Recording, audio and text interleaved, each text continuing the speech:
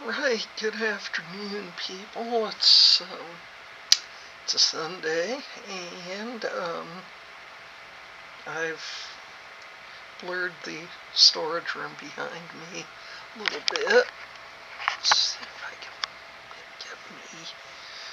get me a little more front and center, because it's all about me.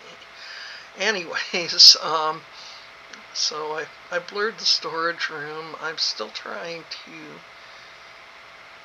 figure out the possibility of how to put in like timer or a countdown or something to be able to do streams, like a live stream, something of that nature. My God, I'm too old for this, because there's sometimes people stream during the week. A lot of the time they do, but you don't get much of anything on Sunday. So I thought, well, why not? Maybe I could fill in the spot a little bit, just have something where people can come by and feel like they're in it with somebody, even if that somebody's just me. Yeah, so I was thinking about all this, and my son had told me about a guy who writes stories, and this guy probably somewhere on the autism spectrum or what have you, and he was saying the way things are now, it's really hard for somebody who's just kind of a reclusive weirdo to, I've got to scoot my butt back, hold on a second, pause. Okay, there we go. That probably would have been amusing for you, but it wasn't exactly graceful for me. In fact, I may have to switch this cushion.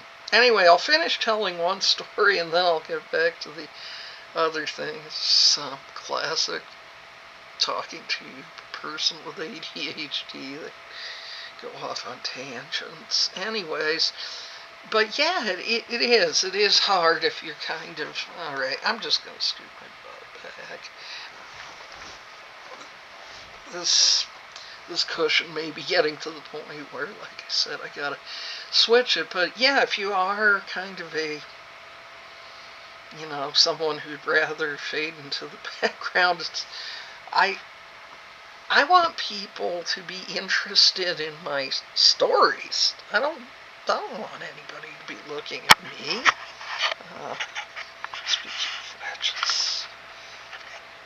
I keep trying to find the right spot for this camera. Then I end up having to move myself. I don't know. That's not good either. Anyhow, so if anybody thinks that I wanted to be doing this at my age, which doesn't mean there aren't 60-year-olds out there who are perfectly outgoing and want to put themselves out there, and they're the butterfly of the ball and whatever else. That's not me. And I don't want to be doing this. But the way things are, it's like people expect to be able to see you and interact with you somehow, and well, I don't really want that, but I guess that's the way it is, baby. So here I am. And I'm trying to make it more interesting, to get to the point where I make it more interesting than just me blabbing at you, because God only knows that's not very interesting. I'm still not in the center of this. I don't know when that's let's try this. Okay, maybe that's better. Um, yeah, now you get to see the other side of the storage area. But I blurred it a little bit because it's like, yeah, who wants to see a storage area? And obviously, I'm not very fast at working on it to turn it into anything else. But when people blur the whole thing out, their whole background, then you get kind of this effect where it's like whenever the person moves, they get this, like their hair looks like it's lifting up all on its own, and you're seeing the weird background and a little bit like behind them or something. I didn't want to go that far with it. It's just kind of, there goes half of my head, and I don't know. So these are my troubles and woes with trying to figure all this out. I should probably find some sort of a quick immersion type course that would kind of walk me through it. I got OBS, which is nice. It's free to download. Yeah, wherever I can get free, I like free. So anyway, those are just some of my goals, is to be able to create a situation where it's like, I'm not usually doing anything on Sunday. I like to, now that the warmer weather is here, like to maybe make excursions to the Botanic Gardens in Cheyenne. We used to live down in Denver, and that's something I really miss. Is we lived in a suburb of Denver. I miss going to the Botanic Gardens there because they were so beautiful. But be a little difficult. Maybe we'll still go there sometimes, but living all the way out in the middle of nowhere, we're more near Wyoming than, say, Denver. And anyway, I think that would be nice. This whole thing of rewarding yourself, it's not really something that comes naturally to me as such. I used to do it to, get myself to go to medical appointments, because I don't like going to medical appointments. I've got really bad medical anxiety in a lot of ways, especially because you tend to get, I've got several factors working in my disfavor for being treated like even half a human being when I go to the doctor, and a couple of them being my sex and my age. That's something that really works in my disfavor, because it's like, well, you stupid old woman, just do this. They don't tend to have any respect for the fact that I've been living in this body and with this brain for 60 years, so maybe I might know a little bit something about it. But yeah, it's hard to get medical people to treat you halfway decent. And the hard thing is, I'm looking into actually switching medical providers, not because there's anything wrong with the one I currently have, because she's actually somebody that does take me seriously and treats me decently, but we're, to go see her, have to drive 125 miles, and it's a bit of a hop, and also anything else I might want to do, like as far as being able to get my back worked on and stuff, whether that's going to look like doing physical therapy or whether it's going to look like I've got to have some kind of surgery. I'm just in a different medical system out here, and they can make referrals from down there, but it would be easier if I had someone out here, so I'm kind of shopping around, and in a way it feels like, um, you know, cheating somehow, because, yeah, this person has never done anything to behave in an offensive way. And you know what happens is, if you get treated respectfully and if the provider listens to you, you're more likely to take their suggestions seriously, than if you're getting clowned, and it's all the same thing. It's something I'm not going to talk about right now, because it's one of those things where it's like, well, if I want to get a whole bunch of shit in the comments, I'll talk about this, but I'm not really up to that. So yeah, what I came here to talk about, sort of, is the fact that it is hard for somebody who doesn't necessarily want to be on camera or what have you. And, basically, I don't like wear a lot of makeup or anything, and I'm not going to. I put the foundation on because my rosacea was pretty flared up today.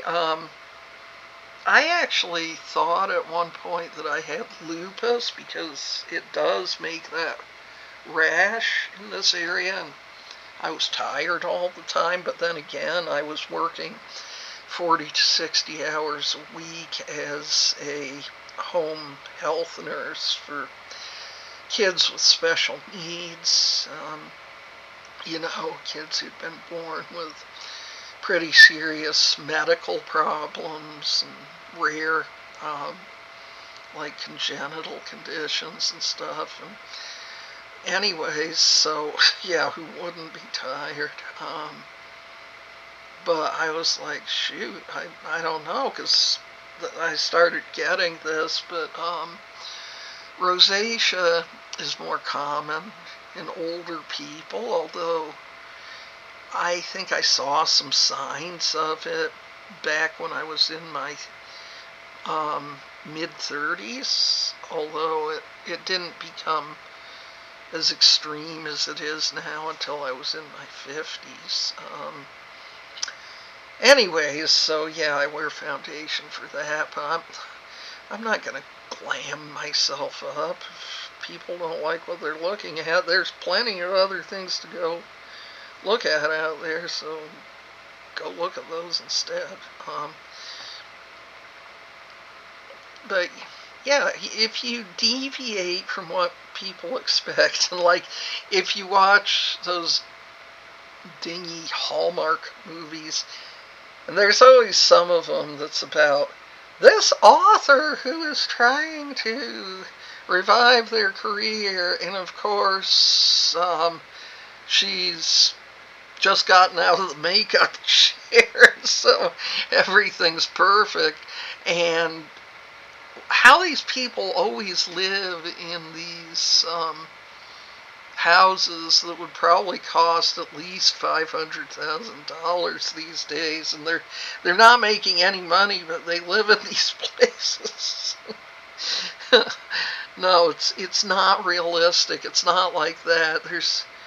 I think there's a lot more people that are kind of like me out there, even though ain't really anybody else out there just like me, who's just struggling to kind of find their footing. And I feel like I've always been doing that, just struggling with it. And having, for most of my life, what my son refers to as a grind set mentality, where you just, and you don't let up on yourself. And when I did end up having to go on disability back in 2019, and that's when we moved out from the suburbs of Denver to the middle of nowhere in the grasslands. Anyways, I had a really hard time with it for several years, actually. I was still like, I didn't know who I was, and because I was just used to working all the time, and there's this, my inner critic is a worse asshole than anybody else has ever been. It's like every one of my bullies, but magnified, and it's just like, you're just not getting out there because you're lazy, and you should get out there and work a real job again, and what's the matter with you, you lazy slob. And part of the reason I don't like going to medical appointments is I'm afraid that I'm somehow like gonna oversleep and miss them or something. So I always try to put them in the late morning or early afternoon, because anything I go to, it's going to be at least 50 or 60 miles away. And, for me, that's just like, okay, it's Thursday afternoon. But, these ones that are like 120 miles away, and that's what I'm kind of trying to get away from, because it's just so hard, and with the way the traffic is and stuff. But one thing I'm wanting to do, and it's like pulling teeth to get referrals to these places, so there's just one upright MRI facility in all of Colorado. Colorado's a big state, it's not like Rhode Island or something. We're big. We're this big square. And so I want to go to the upright MRI, because then you're able to look out and watch this little TV screen down there. You can watch something on that while they're doing the MRI, and you're sitting up. And another thing that does is it allows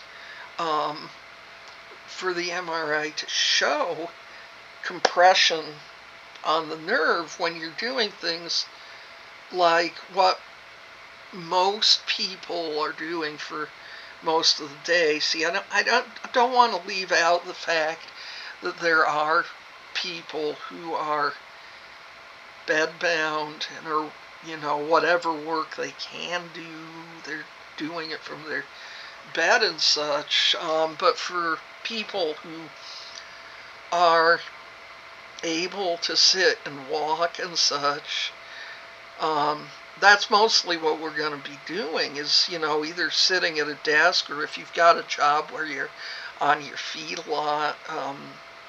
I used to do work where I was mostly on my feet and carrying things, and it contributed to what's wrong with my back now. But